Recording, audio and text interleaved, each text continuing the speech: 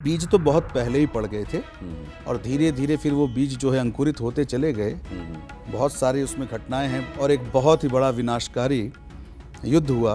हालांकि वो युद्ध विनाशकारी जरूर था पर बहुत ही हितकारी था। मेरा सबसे पहला प्रश्न आपसे यही है कि महाभारत के युद्ध की नींव कहां से पड़ी? कब लगा कि अब ये परिणति युद्ध तक जाएगी? अनुराग जी, कभी आपने महाभारत में कौरवों और पांडवों के वंश की वंशावली देखी है? इनकी लिनेज, इनकी जिनोलॉजी देखी है? बहुत इंटरेस्टिंग है।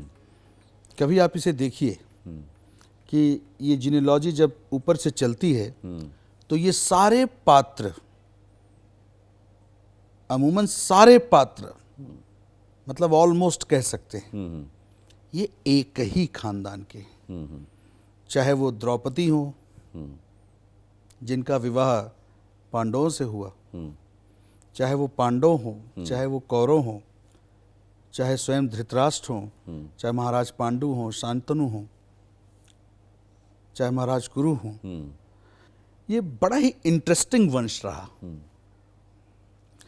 तो मेरी अपनी फिलॉसफी में अगर मैं देखूं तो पांडवों में और कौरवों में जो ये इतना बड़ा, इतना भयानक युद्ध हुआ, जो समाज और आज के दुनिया में एक प्रमाण बन के, एक उपदेश बन के, एक एग्जाम्पल बन के रह गया, इसकी नींव बहुत पहले लिखी जा चुकी थी। मेरा ऐसा मानना है, जब मैंने स्टडी करी थी तो महाराज पांडु और महाराज धृतराष्ट्र जब ये दो अलग स्टेप मदर से पैदा हुए तो मेरा ऐसा सोचना है कि राजवंश में, राजनीति में ये बीज उसी दिन पड़ गया। वाह।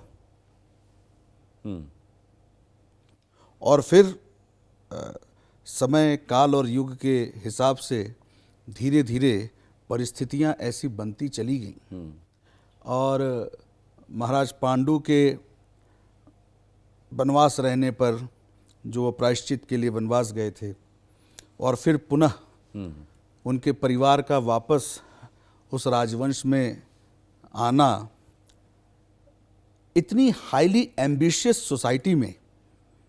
देखिए, सबसे पहले एक चीज समझते हैं, महाभारत को जब आप बड़े गौर से देखेंगे, आज के परिवेश में, किसी भी परिप्रेक्ष्य में, किसी भी एंगल से, किसी भी एस्पेक्ट से आप पूरे महाभारत की स्टोरी को देखें, उसकी स्टोरी का कोई भी ऐसा भाग नहीं होगा जिसको आप आज किसी चीज से कैलकुलेट या कंपेयर नहीं कर सकते। बिल्कुल ठीक है। हमारे आपके जीवन में भौतिक रूप से और इस मेटेरियलिस्टिक वर्ल्ड में जितने भी सब्जेक्ट हो सकते हैं, जितनी भी कंट्रोवर्सी हो सकती है, जितने भी कॉम्प्लिकेशन हो सकते हैं, जितने भी इश्यूज हो सकते हैं, जितने भी मैटर हो सकते हैं, ऑलमोस्ट सब कुछ आपको महाभारत की एक स्टोरी में दिखाई पड़ेगा। आप कोई भी एक प्रसंग, कोई भी एक विषय अपने ही जीवन से जुड़ी हुई या अपने साक्ष्य आपने इस समाज में देखा हो, उस प्रसंग को उठाइए, देखिए महाभारत से उसका लिंक आपको दिख जाएगा, मिल जाएगा। ये बताने का तात्पर्य यह है कि इतने हाईली एम्बिशियस सोसाइटी में, एक राजघराने में, उनके हिसाब से, उनकी समझ में कोई अनजान, जिसे वो अपना नहीं समझते थे, पराया समझते थे, उनका पुनरागमन हुआ तो वहां थॉट्स चेंज हो गई, इनसिक्योरिटी लेवल डेवलप होने लगी, ये आभास होने लगा कि अब वास्तविक रूप से इसका अधिकारी कौन है। तो बीज तो बहुत पहले ही पड़ गए थे और धीरे धीरे फिर वो बीज जो है अंकुरित होते चले गए। बहुत सारी उसमें घटनाएं हैं, बहुत सारे ऐसे विषय हैं, प्रसंग हैं, जब आप गौर से देखेंगे तो वो ऐसा आपको स्पष्ट प्रतीत होगा कि वो बीज अंकुरित होता चला गया और धीरे धीरे एक पौधे और फिर एक वृक्ष के रूप में परिवर्तित हुआ और एक बहुत ही बड़ा विनाशकारी युद्ध हुआ। हालांकि वो युद्ध विनाशकारी जरूर था पर बहुत ही हितकारी था आने वाले युगों के लिए।